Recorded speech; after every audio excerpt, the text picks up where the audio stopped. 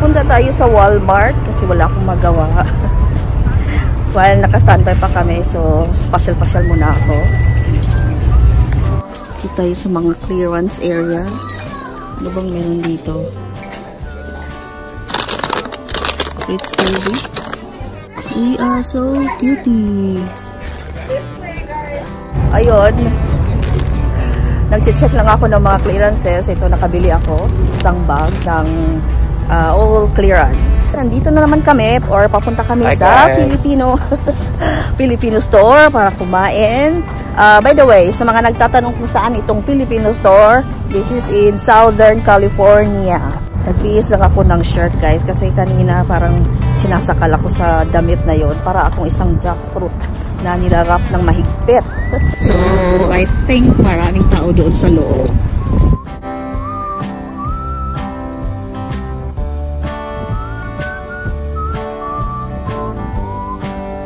Jollibee.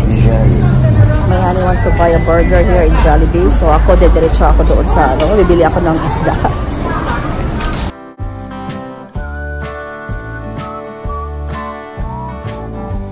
Nakapila na ako. Saturday today, medyo busy siya. Ang daming inihaw.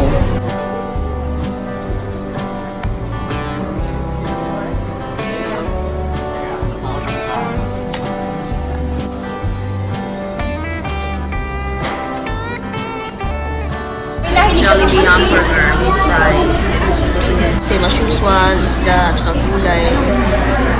Kasi wala ito sa truck stop.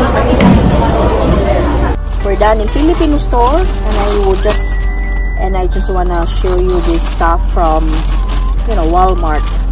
These are all clearance, guys. It's a long sleeve shirt.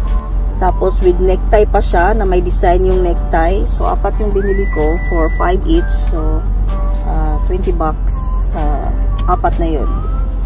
So medyo maganda naman siya. I like the color. So, yeah, magagamit to nila doon, for, special occasion or something like that.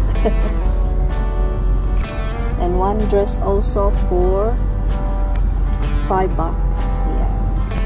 Ayan, may saging akong binili, saba, for, I think, $3 siya each.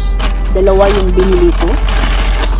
Ayan, for $3 each. So, medyo may kamahalan siya, pero okay na lang yan. Hindi naman to araw-araw. So, $3 each. Tsaka, nabili din akong Yakult. Isang pack na Yakult. And, for my partner of tea. If we're having a tea, I have this. I bought this one. Suman na, white suman. And then, I don't know, ilang piraso tong orange. Ang dami kong binili.